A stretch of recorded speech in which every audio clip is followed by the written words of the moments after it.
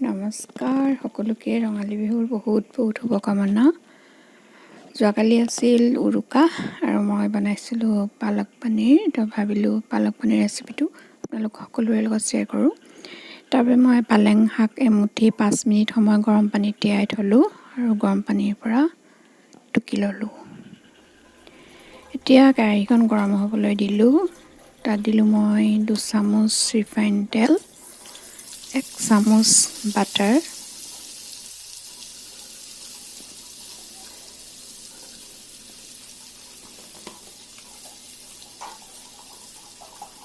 কেৰাহীত দিলোঁ মই কেইটামান জিৰা,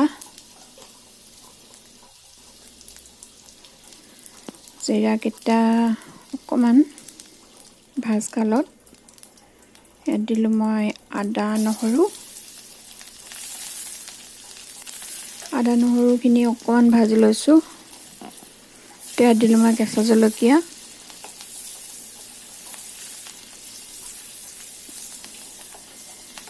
অকণমান লৰাই আদা নহৰুখিনি কেঁচা ভাৱটো নাইকিয়া কৰি লৈছোঁ।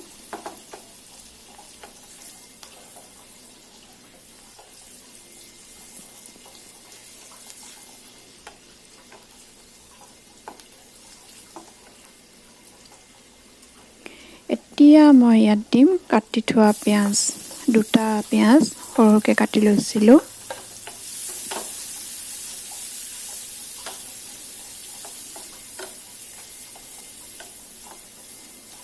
পিঁয়াজখিনি অকণমান ভাজি লৈছোঁ লৰাই।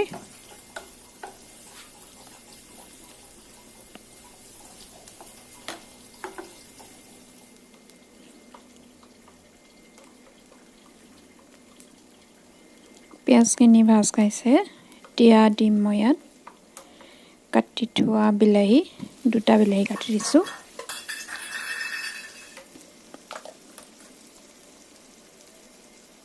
নিমখ দিম সোৱাদ অনুসৰি।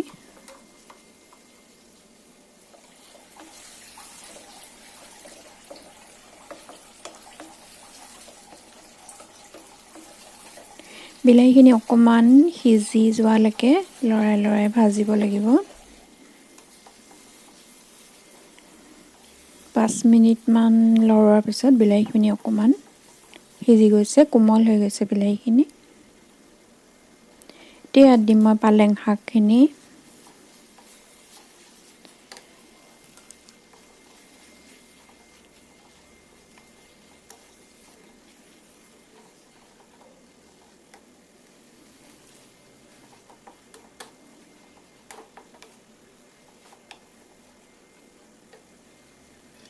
তাৰ পাছত দিলোঁ মই ইয়াত কাজু 10টামান। এইখিনি এতিয়া মই 2 মিনিটমান সময় লৰাই এই গোটেইখিনি মিক্সিত এটা পেষ্ট বনাই ল'ম।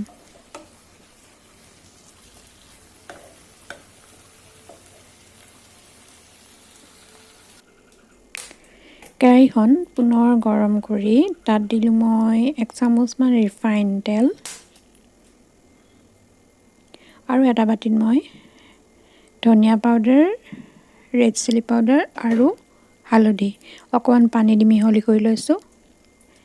এইখিনি মই তেলত দি দিম।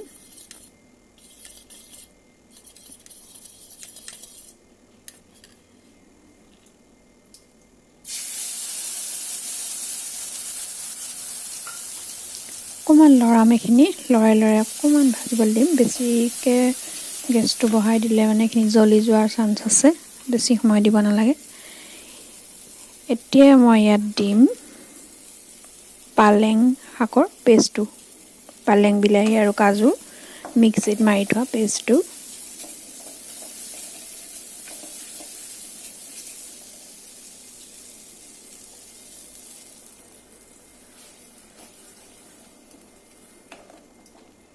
পেষ্টটো খুব ডাঠ হৈছে, ইয়াত অলপ পানী দিব লাগিব।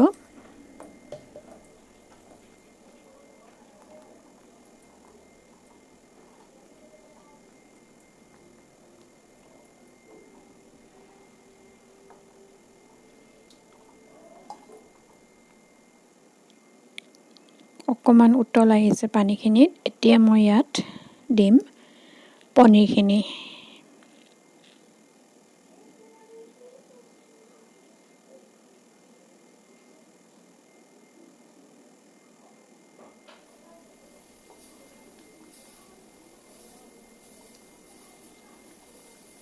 গৰম মছলা দিছোঁ 1 চামুচ। এইখিনি মই এতিয়া ঢাক মাৰি উতলিব দিম 5 মিনিটমান সময়। উতলাৰ পিছত এইখিনি ৰেডি হ'ব। 5 মিনিট হৈ গৈছে, এইখিনি উতলিব দিয়া।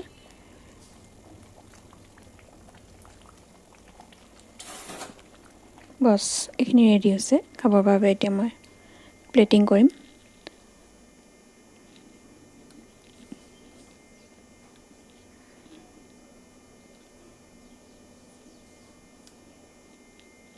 একেবাৰে শেষত দিব 1 চামুচ বাটাৰ। বছ ৰেডি হ'ল মোৰ পালক পনীৰ। আৰু যদি নতুন নতুন আপোনালোকে ৰেচিপি চাব বিচাৰে তেনেহ'লে মোৰ চেনেলটো ছাবস্ক্ৰাইব কৰিবলৈ নাপাহৰিব আৰু কাষতে থকা বেল আইকনটো টিপি দিব। মোৰ ভিডিঅ'টো শেষলৈকে চাই থকাৰ বাবে ধন্যবাদ।